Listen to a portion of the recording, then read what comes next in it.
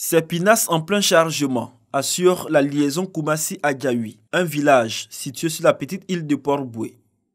Dans quelques mois, cette activité pourrait prendre fin. Plus qu'une centaine de mètres ne séparent aujourd'hui les deux rives.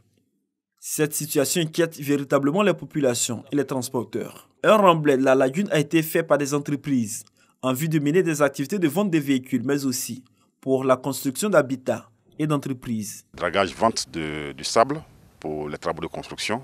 Et l'autre chose, c'est le remblai pour un lotissement. Et là où nous sommes, c'est un lotissement qui vient d'être réalisé sur l'emprise de la lagune. Un lotissement qui doit faire plus d'une trentaine d'hectares. Mais vous avez vu qu'il y a une pression foncière sur Abidjan, de sorte que pour certaines personnes, tous les espaces sont à utiliser, à exploiter. Koumassi-Soweto n'est pas la seule zone en plein remblai. Un tour derrière le camp commando. Ici, ce vaste espace ensablé était autrefois une étendue d'eau.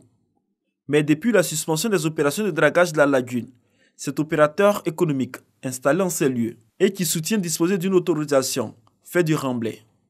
Plusieurs hectares déjà obtenus grâce à cette opération. Ça va renforcer naturellement les inondations, ça va avoir beaucoup d'effets néfastes aussi bien sur la qualité de vie que de l'environnement. Pour mieux comprendre ces opérations en cours sur la lagune, nous nous sommes rendus à la Direction générale du foncier et de l'urbanisme.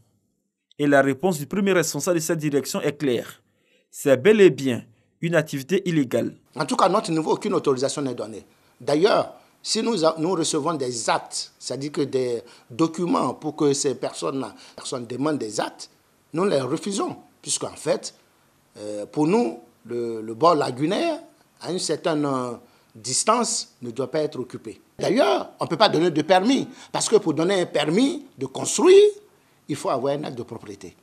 Et ces personnes ne peuvent pas avoir d'acte de propriété, donc ils n'ont pas de permis. Et donc, ils sont dans l'illégalité totale. Donc, on bâtit sur un espace sans permis. Ça, c'est le comble. Le directeur général du foncier de l'urbanisme interpelle donc les opérateurs, tout en précisant les conséquences de cette activité. Si jamais ils veulent avoir des actes, à notre niveau, nous ne connaissons pas ce lotissement ou ces implantations, nous n'aurons jamais des actes. Et en plus, ce que je voulais dire, la collectivité territoriale, la commune qui a son espace, qui est de la proximité, devrait déjà s'opposer. Il y a des problèmes d'assainissement qui vont se poser, des problèmes d'affaissement qui vont se poser.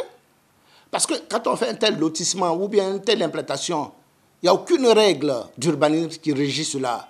Aucune règle.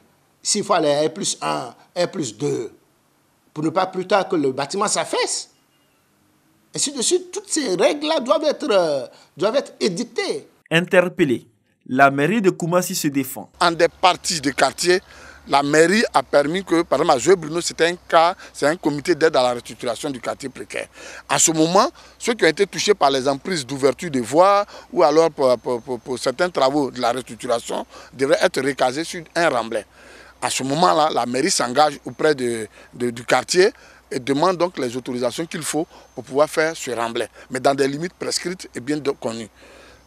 Aujourd'hui, je peux vous dire que nous avons lancé une opération de contrôle des espaces en bordure lagunaire. Tout le cordon lagunaire, les opérateurs économiques, même les quartiers que j'ai dit tout à l'heure précaires, nous allons vérifier s'ils sont véritablement dans leurs limites. La zone industrielle de Koumassi est également touchée par cette opération de remblai de la lagune. Nombreuses sont ces entreprises installées en bordure de lagune qui bouffent chaque jour une partie de la lagune pour l'extension de leurs activités. Au quartier Terminus 32, la lagune a complètement disparu, laissant place à des immondices qui seront à leur tour remplacés par des habitations dans quelques années. Là, nous sommes arrêtés au milieu de la lagune.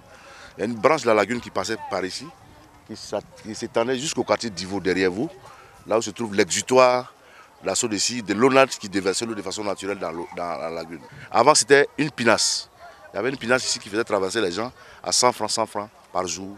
Donc, avec le remblai que les gens ont commencé à faire petit à petit, voilà, si on y prend garde, on risque de se retrouver sans endroit où l'eau va passer par là à la lagune. Aujourd'hui, une chose est claire à Koumassi. La lagune est véritablement menacée par des industriels et des particuliers, dans le souci constant de trouver de l'espace pour s'y installer confortablement.